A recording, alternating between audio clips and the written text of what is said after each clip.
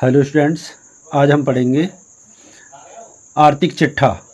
तो पहले हम आर्थिक चिट्ठे का फॉर्मेट देखते हैं जो हिंदी में है। आपका आर्थिक चिट्ठा, यहाँ आप तारीख लिखते हैं और ये आपका दायित्व पक्ष है, जिसमें सबसे पहले पूंजी का प्रारंभिक शेष, इसमें आप प्लस करते हैं शुद्ध लाभ, माइनस करेंगे आहरण, और अगर हानि है तो उसे हानि को माइनस करेंगे।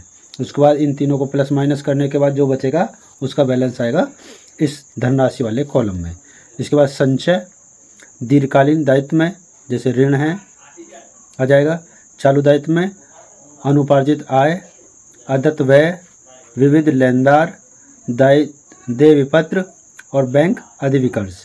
और संपत्ति पक्ष में क्या आएगा? स्थायी संपत्तियों में ख्याति, एकस्व, भूमि एवं भवन, मशीनरी, मोटर वाहन, छोटे औजार, फर्नीचर, दीर्घकालीन विनियोग। चालू संपत्तियों में आपके आते हैं उपार्जित आय, पूर्वदत्त व्यय, अंतिम रहतिया, विविध लेनदार, अल्पकालीन विनियोग, प्राप्य विपत्र, बैंक शेष और रोकड़ हस्तगत। इस तरीके से ये आएंगे आपका। अगर इसको इंग्लिश में देखें तो ये हमारा इंग्लिश में इस प्रकार है इसका फॉर्मेट। तो लिखते हैं इसको इंग्लिश में। आर्थिक चिट्ठे कहते हैं बैलेंस शीट, डेट डालेंगे एज एट, जो भी ईयर होगा यहाँ लिखेंगे। उसके बाद ये हमारा जो दायित्व पक्ष है उसे कहते हैं लाइबिलिटीज़, और जो संपत्ति होती है उसे बोलते हैं एसेट्स। अमाउंट का कॉलम, ये भी अमाउंट का कॉलम। कैपिटल ओपनिंग बैलेंस होता है, इसमें ऐड करते हैं नेट प्रॉफिट माइनस ड्राइंग, अगर लॉस होगा तो लॉस को माइनस करेंगे। फिर रिजर्व लिखेंगे। लॉन्ग टर्म लाइबिलिटीज़, जिसे लोन होगा।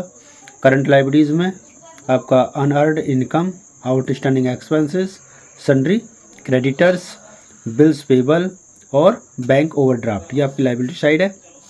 एसेट साइड में फिक्स एसेट्स में गुडविल, ख्याति जो थी, पेटेंट एकस्व जो था, land and building, plant and machinery, motor vehicle, loose tools, furniture, long term investment. Current assets में आएंगे आपके accrued income, prepaid expenses, closing stock, sundry debtors, short term investment, bills, receivable, cash at bank और cash in hand. और इसका balance sheet का दोनों ही साइडों का टोटल इक्वल आता है।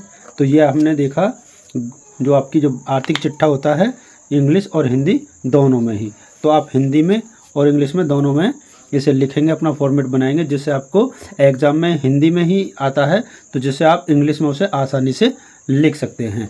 Thank you for watching this video.